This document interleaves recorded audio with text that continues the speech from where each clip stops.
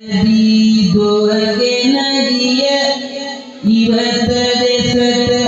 දිතන කින්ද වලලු කලින් දෝස ගියයි මුනි වලට දැහැමින් අපේ මුනි බෝසත් වැඩ හිඳිමින් බෝධි මුලේ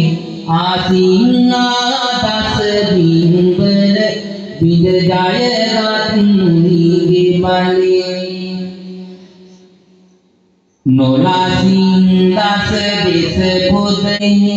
විලසින් දුරු විය හිස රටේ හැමරෝදුක් බඩන කිරි පළු නුරුක් සෙවණේ සත්සඳ සති පසු කරන සඳා රස